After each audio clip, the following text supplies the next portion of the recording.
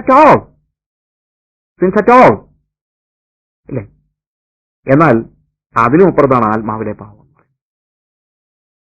ഞാൻ പറഞ്ഞത് things that we do with our body or visible sins and our soulish sins, soulish നമ്മുടെ സോളിനെ ബാധിക്കുന്ന എന്നാ അസൂയ, പക, പിണക്കം, അതുപോലെ നമുക്ക് തെറ്റല്ല. പക്ഷേ നമ്മളുടെ ഇന്റൻഷൻസ് അല്ലെങ്കിൽ അതിനപ്പുറത്ത് സ്പിരിറ്റിനെ ബാധിക്കുന്ന, ആത്മാവിൽ കവറവില്ലാതിരിക്കുന്നു, അത് വളരെ I want to take at least 1 hour to explain these things, but I don't have time, I know. നിങ്ങൾക്ക് ഇത് മനസ്സിലായല്ലോ? എന്താ? The visible sins we understand.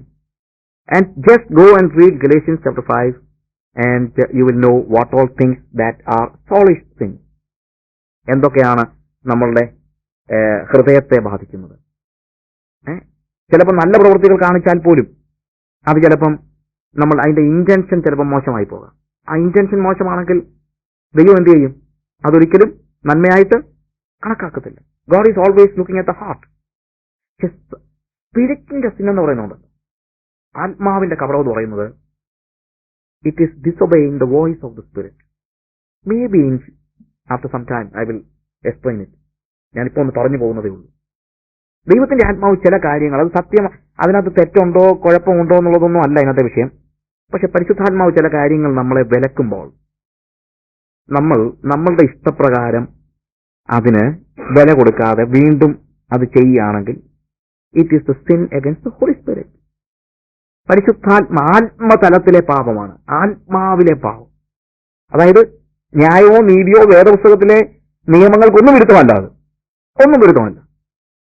എന്നോടിപ്പം കർത്താവ് പറയാണ്, എന്തുവാ, I want to see that you are going to Afghanistan. അപ്പോൾ ഞാനിങ്ങനെ ചിന്തിച്ചു, ശരിയാ പോണം, മേ ബി സംടൈംസ് ലേറ്റർ. ഇപ്പം പോയി കഴിഞ്ഞാൽ there are a lot of problems and I make a lot of studies on that and finally I decide, yeah, I will go. ഞാൻ പോകത്തില്ലെന്ന് ഒരിക്കലും പറയത്തില്ല, പോകാം. And the Holy Spirit wants me to be there in His time and I say, yeah, I'll go. പോകാം. And you know what, I'm sinning against the Holy Spirit. ഞാൻ പരിശുദ്ധാത്മാവിന് എതിരായിട്ട് പാപം ചെയ്യുകയാണ്. And that was a sin in my spirit. ആത്മാവിൽ ഞാൻ കാപട്യം കാണിക്കുകയാണ്. പക്ഷെ ഞാൻ വന്ന് പ്രസംഗിക്കുമ്പോൾ എന്താ പറയുന്നത് അറിയാമോ? കർത്താവിനോട് എന്ത് പറഞ്ഞാലും ഞാൻ അനുസരിക്കുമെന്ന് പറയുന്നു. പക്ഷെ കർത്താവിനോട് പറഞ്ഞ പല കാര്യങ്ങളും ഞാൻ അനുസരിക്കാറുണ്ട്.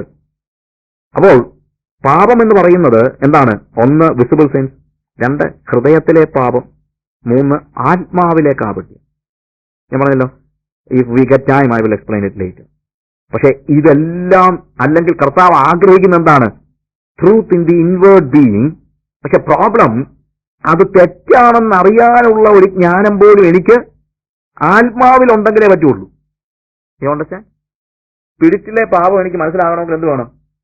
ആത്മതലത്തിൽ തന്നെ ദൈവാത്മാവ് എന്നോട് സംസാരിച്ചെങ്കിലേ പറ്റുള്ളൂ. I will certainly, we are coming to that point later. അത് വീണ്ടും വരുന്നുണ്ട്. ദൈവത്തിന്റെ ആത്മാവ് എങ്ങനെയാണ് നമ്മുടെ ആത്മതലത്തിൽ സംസാരിക്കുന്നതിനെ കുറിച്ചുള്ള കാര്യം വീണ്ടും വരുന്നുണ്ട്.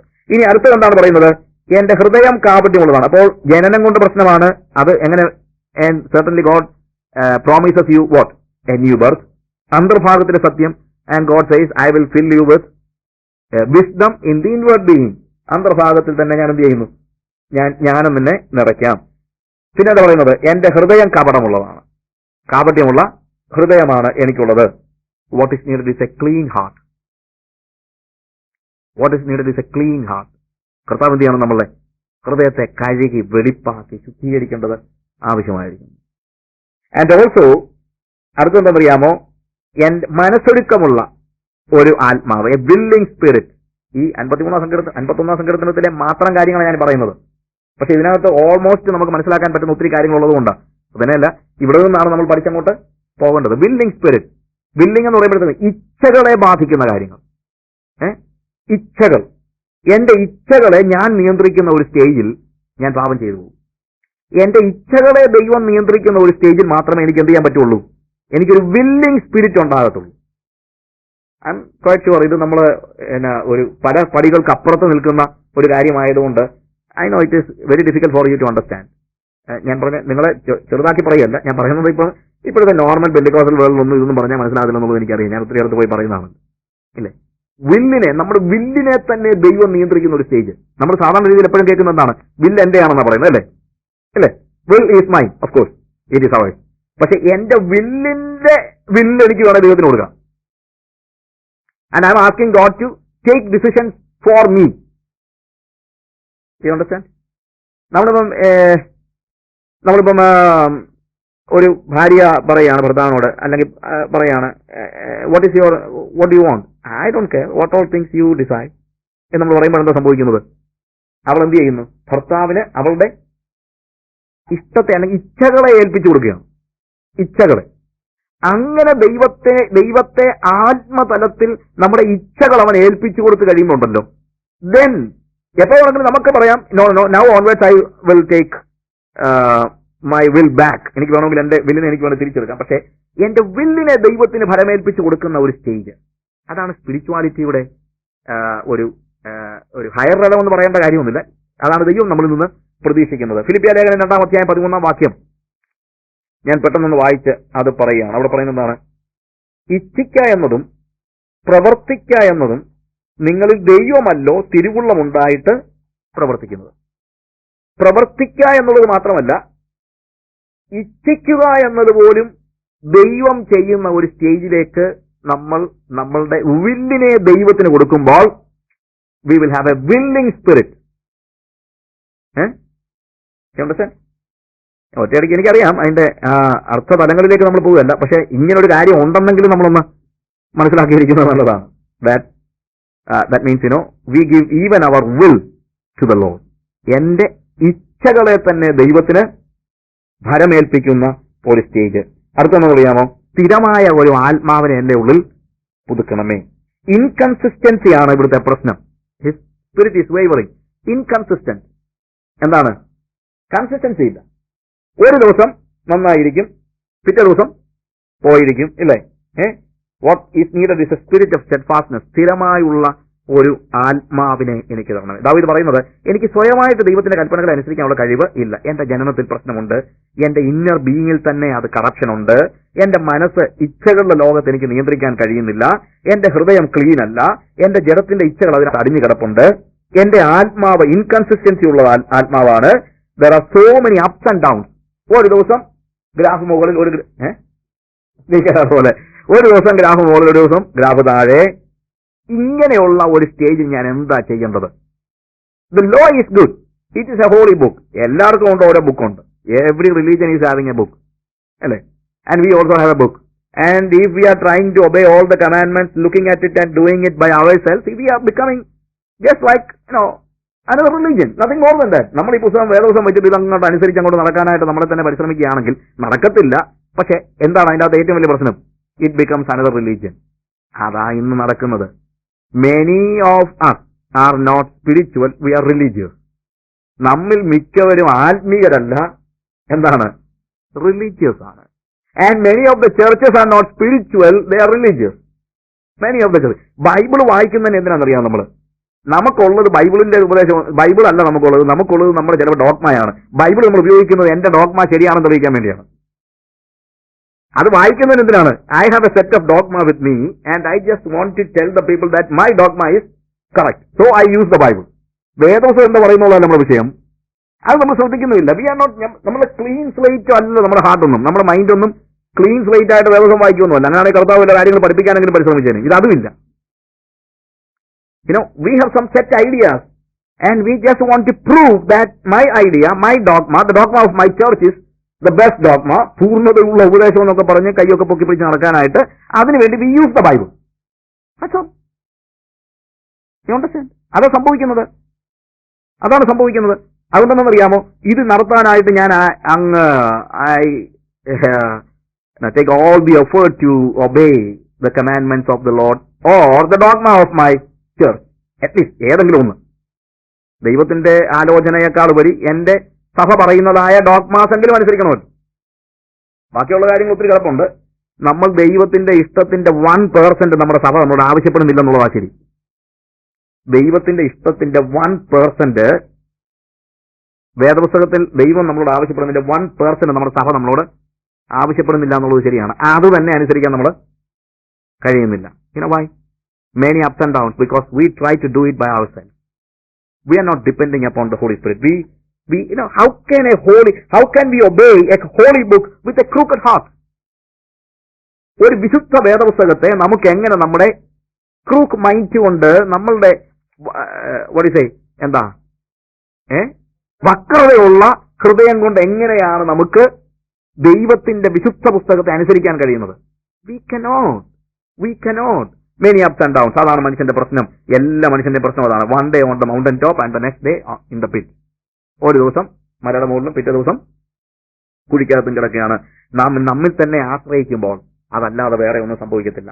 യെശയ്യാവിന്റെ പുസ്തകം 17-ാം അധ്യായത്തിന്റെ 5 മുതലുള്ള വാക്യങ്ങൾ ഞാൻ പറഞ്ഞല്ലോ, ഈ ഭാഗങ്ങൾ ഞാൻ വായിച്ചങ്ങ് പോവുകയാണ്.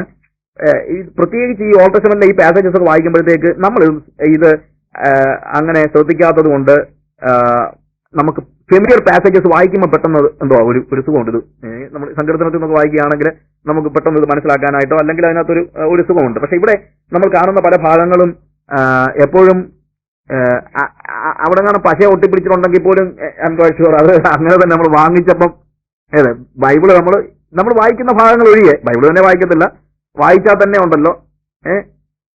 ഒരു ദിവസം സൺഡേ രാവിലെ ഒരു ചായൻ ചോദിച്ചു, എന്ത് ചെയ്യടി എന്റെ ബൈബിള്? എന്നാ പുള്ളിക്കാരി ചോദിച്ചു, കഴിഞ്ഞ ആഴ്ച സഹായം കഴിഞ്ഞിട്ട് നിങ്ങളെ കൊണ്ട് വെച്ചെന്ന്. കഴിഞ്ഞ സഹായം കഴിഞ്ഞിട്ട് പിന്നെ തൊട്ടില്ല, പിന്നെ ഞാനാ ചോദ്യമുണ്ട്. ഇതാണ് നമുക്കുള്ള വേദപുസ്തക അനുഭവം എന്ന് പറയുന്നത്, ഇല്ലേ? 17-ാം അധ്യായത്തിന്റെ 5 മുതലുള്ള വാക്യങ്ങൾ മൊത്തമായിട്ട് വായിക്കാനായിട്ട് നമുക്ക് സമയമില്ല. എന്നാൽ അതിനകത്ത് 5-ാമത്തെ വാക്യം പറയുന്നത് എന്താണ്? ജെറമ്യ.